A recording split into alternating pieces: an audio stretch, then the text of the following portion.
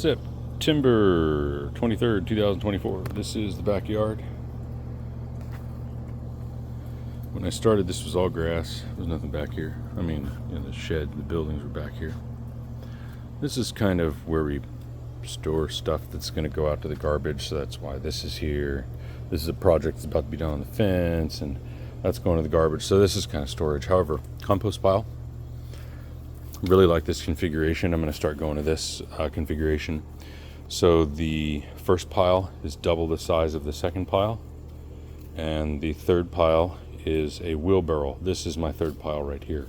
So instead of moving it into a third pile and then moving it again, I leave it here for a long time.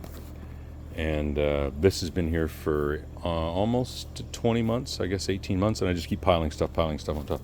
And you can see at the very bottom, that is legit compost already. I mean, at the very, very bottom down there. So I'm sure behind the leaves is compost.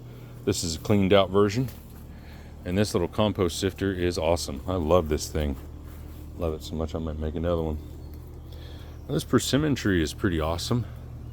I mean, it's getting all the water from the garden. The garden's on the other side of this fence here. Dog for scale.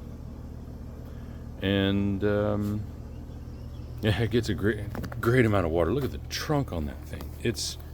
You can see those are 6-inch boards in the background. That's more than a 12-inch trunk. And I'm talking diameter, not even girth. That's substantial. It's a big hip it kind of put out right up there to compensate for all the extra weight that's leaning. Kind of cool. Wood pile, extra fence panels here. I think I'm going to take these to Houston and start my new compost pile there. This is a little wood pile shed I built here. A little bit. And you can see the wood here. I mean, we've definitely got a substantial amount of wood. And wood that's too big to go in here is over there. But all of this it's all seasoned at least 2 years. So we've got a lot of wood here. Good amount of kindling too. I found that during Snowmageddon, that's what we were running out of, was the kindling part. So we've got kindling there and kindling over here. This is where I chop wood. Love chopping wood, so much fun. Kindling, this is where I leave it to age. That was wet kindling, or it was cuttings basically. So yeah. That's the wood shed. And looks like we have a dog hunting for lizards. So these earth boxes are just drying out till I'm going to put them up, but I'm just making sure they're totally dry before I put them up. They had tomatoes in the front yard this year. Sabal minor, dwarf palmetto. Love that plant. They're starting to get big now. They're starting to look mature, which is cool. That's what I wanted. I wanted several mature ones over here. This one seems to be going out, though. I don't know what's happening there. Something's going on. Maybe it just needs water, These guys are doing really well here. This is an endangered plant. It's a big red sage. It goes on and off the endangered list. And when I first bought it, it was endangered. And I don't know where it is right now, but I think it's endangered again. I've got 7 or 8 of them here. There's a bunch of rosettes under here you can't really see. Couple of rosettes under there. But this is Greg's Mistflower. And the Greg's Mistflower is the #1 pollinator plant in my garden anyway. Butterflies just love it. So yeah, it's a good combo, those two flowers together. The great thing about this combo is Greg's Mistflower appeals to a wide range of pollinators, but the big red sage, the pink one, appeals to every pollinator. So it's one of those uniform plants, I guess you'd call it, that all pollinators like it. And I do get a bunch of pollinators come to this one, the big red sage. It's kind of going out right now, but you can see what it looks like over here. It is a penstemon and a salvia. So it's called Salvia pensteminoides. It's got a big square stem on it and grows like a penstemon. You can kind of see it. But it also has flowers like a salvia, so interesting. Here's my lava rock. The lizards love to hide in there. I created a buffer zone here of lava rock. I figured it'd be a reptile habitat. I didn't realize it would be their only refuge from the reptile killer here. She is like 24/7 reptile death. This is Turk's cap. It is a different kind of Turk's cap. You'll notice how tall it is. This Turk's cap stays shorter, and it stays shorter because it's a different kind of Turk's cap that is not sold in stores. This one comes from Houston. My grandmother said that there was a big patch of Turk's cap whenever they moved in, and they just left it there. So this is wild, native, I guess. And the stems aren't as big as the commercially available ones, so it doesn't grow as tall, which is what I like. It kind of creeps along the ground. This is what I like. I like the textured ground cover. I mean, you can see it. Oh, look, baby lizard down there for us, showing off. See if we can get him on video. Baby lizard. Looks like he's missing a little bit of his tail, undoubtedly ivory. But yeah, the Turk's cap has a nice textured look to it. Some people don't like it. Some people call it a weed. I don't care. This is the #1 hummingbird plant for shade in the state of Texas. I sit in my yard and I work in my yard. And when I sit out here and work, I see what they go after. And in the shade, it's this. This is what butterflies come to. Hummingbirds especially will defend this in the shade. This is less of a hummingbird and more of a butterfly thing. But this combo is awesome. I mean, there's always butterflies here. It's really awesome. Let's see what else we got. Planted a Monterey oak here 3 years ago.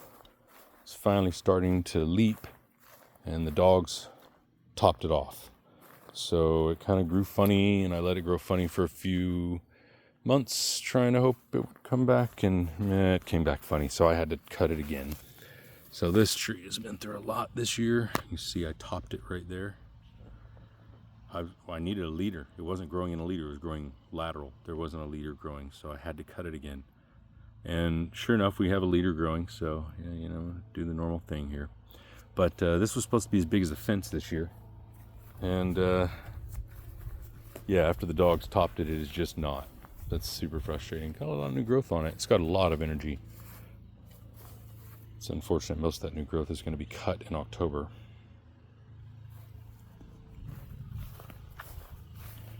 Here we go, cedar elm.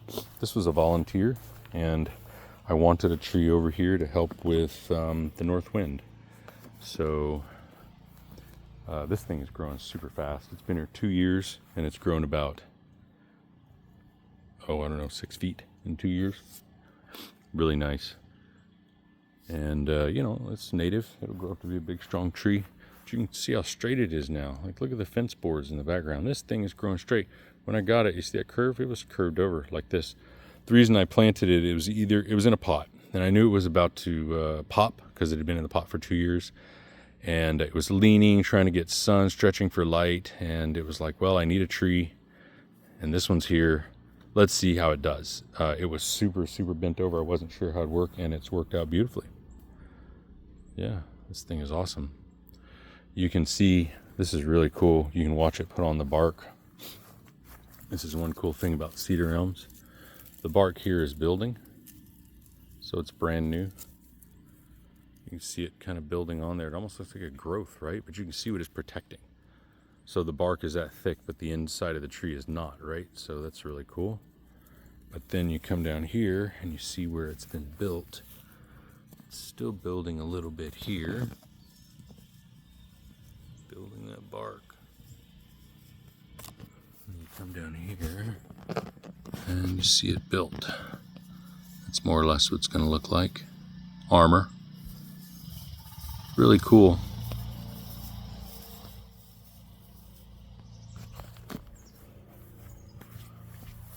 Let's see, what do we got over here? I mean, that is the backyard. It's a lot of work. It's a lot of space, too. Dogs have quite a bit of space.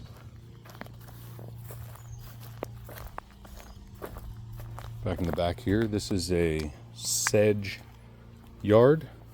So after our first year, we had a really bad freeze and snow and everything in the yard died.